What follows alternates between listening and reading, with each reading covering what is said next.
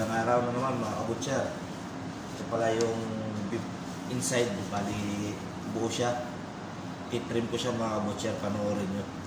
Bali tatanggalin ko yung ano niya dito, taba niya sa ibabaw. Kaya panoorin nyo para may matutunan kayo. Ito pala ay galing sa ano to, bansang Australia mga kabutcher yan. Australian beef inside. I-trim ko siya. Tanggal na para maganda na yung tingnan siya. Kasi yung mga customer dito ayaw talaga ako manunong taba. Siyempre takot din high blood.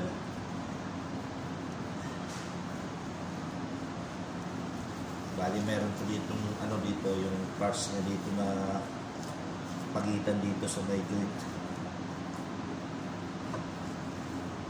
Ewan ko ang tawag yan sa mga puti. Kasi sa amin dito ginagawa namin ito topside bracing.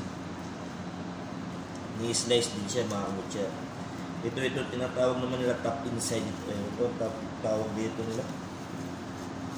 Ito kasi ginagawa namin ito na ano, gagawin ko namin giniling mga kabutcher. Kaya yung nakikita nyo na tinatanggal ko yung mga taba, kala nyo marami kami ano, may tubo rin kami dyan, tinatawag na profit din mga kabutcher yan.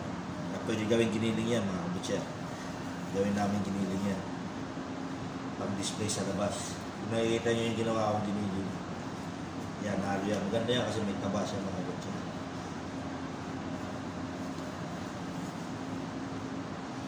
Ito trim ko lang yan mga kabutcher yan. Nakita nyo, trimin ko na. Bali, lilinis-linisin ko lang yung mga latak-latak ng mga kabutcher para maganda na siya tingnan. Bali yung karne nito, nakita nyo, bibla niya pa ganun. Kaya pag iniwan natin yan dito mga kabutcher, linisin ko pa na konti. Kailangan pa cross para yung karne niya talaga pag niluto nila malambot na malambot. Pero malambot na ito, quality nito mga kabutcher. Quality na itong karne nito. Kunting linis na lang para maganda talaga yung karne. Nakita ko sa inyo yung karne niya sa loob. Yung camera kasi medyo ano. Tingnan nyo yung ano niya talaga. Tingnan nyo mga kabutcher. Iniwa ko. Kita nyo yung karne niya. Napakaganda mga kabutcher yan.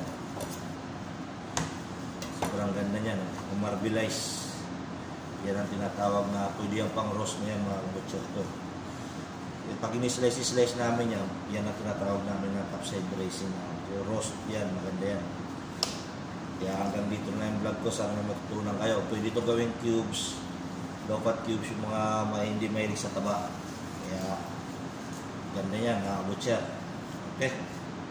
Hanggang dito na lang. God bless.